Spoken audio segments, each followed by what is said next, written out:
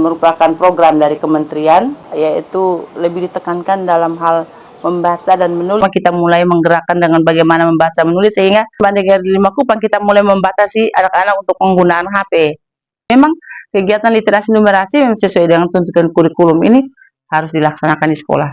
Menyampaikan apresiasi atas inisiatif-inisiatif yang sudah dilakukan oleh pemerintah Nusa Tenggara Timur, terutama dengan gerakan literasi, numerasi, dan pembentukan karakter.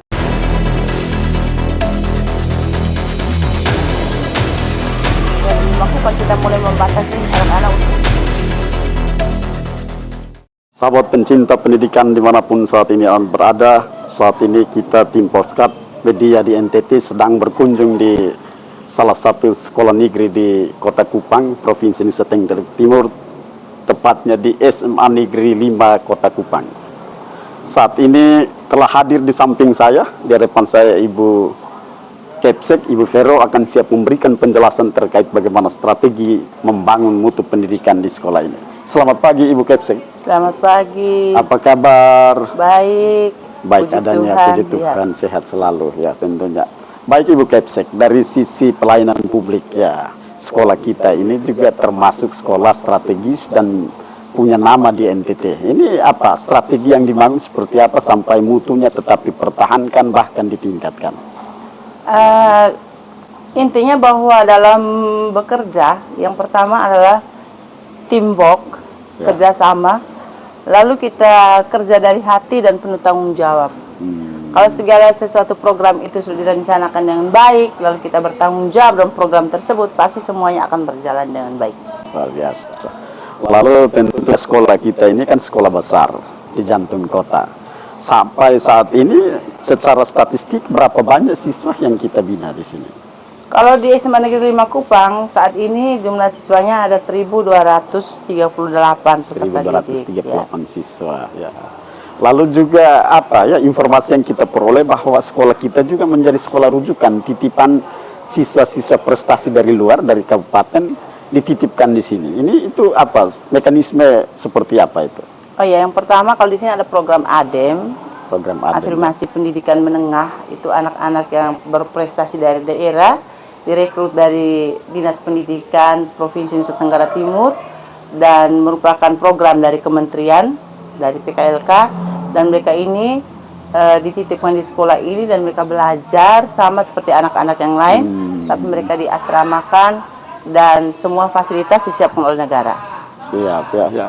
Lalu apa asramanya itu, apa mereka tinggal semacam kos-kosan seperti siswa umum pada umumnya, atau memang dari sekolah yang siapkan fasilitas itu?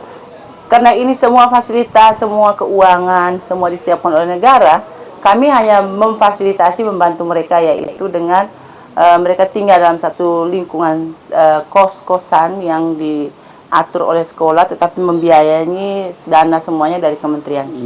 Luar biasa ya. Dari sisi keuangan memang tanggung jawab negara, tetapi pendampingan tugas untuk itu dari pihak sekolah. Iya, benar sekali. Lalu untuk tenaga pengajar di sini sampai saat ini total jumlahnya berapa banyak? Kalau di sini jumlah tenaga pendidik dan kependidikan ada 116 orang. Itu sudah seluruh ya? Iya. Termasuk tenaga pendidik, tenaga pendidik, kependidikan, tenaga honorer, P3K, dan pegawai negeri sipil. Apakah dari jumlah siswa yang tadi ribuan dijawab oleh tuntutan itu, apakah memenuhi permintaannya atau masih berkurang? Memenuhi permintaan, bahkan ada kelebihan juga guru di sini yang kekurangan jam mengajar, sehingga mereka harus mencari jam mengajarnya di luar untuk menggenapi jumlah jamnya sesuai tuntutan 24 jam. Luar biasa. Lalu terlepas dari itu tentunya juga kita mendukung program strategi pemerintah provinsi.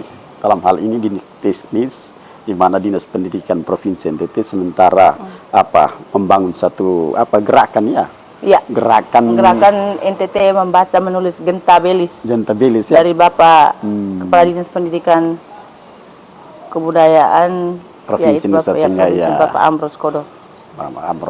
Itu dari sisi penamaannya persis ke mengangkat kearifan lokal ya, belisnya itu ya.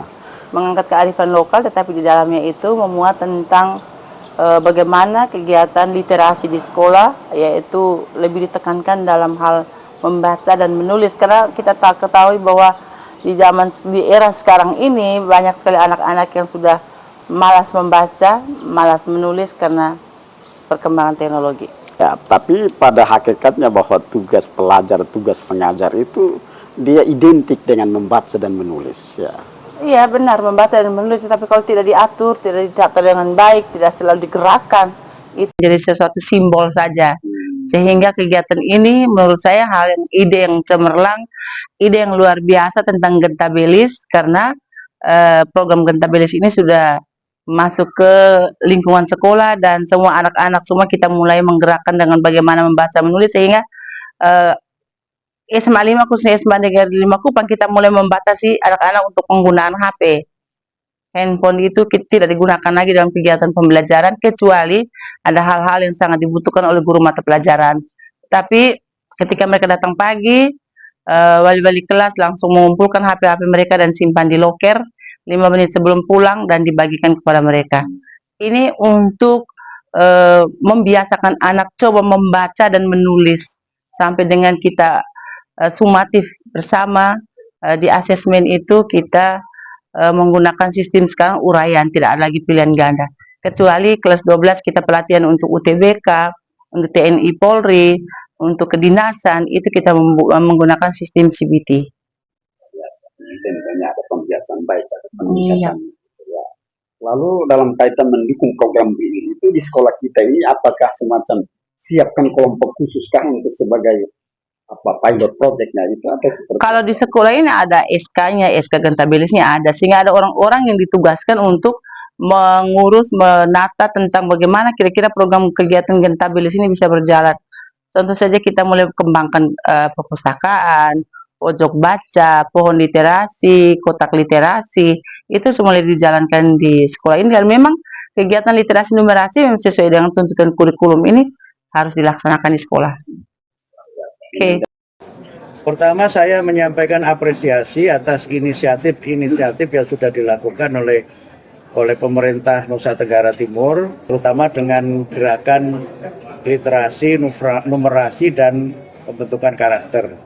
Tadi disampaikan oleh Bu Sekjen, data-data yang ada di kami tentang peningkatan literasi, numerasi di Nusa Tenggara Timur memang masih lumayan jauh dibanding dengan standar yang dicapai di daerah lain, tetapi progresnya sudah mulai kelihatan. Nah, dengan progres dan dengan kegiatan yang sekarang ini digalakkan bersama-sama, apalagi tadi ada komitmen untuk meningkatkan literasi, numerasi, dan karakter, mudah-mudahan ke depan pendidikan di NTT ini bisa semakin maju, bisa terus berkembang, dan saya yakin juga dengan optimisme dan kerjasama semua pihak, mudah-mudahan bisa lebih baik lagi di masa yang akan datang.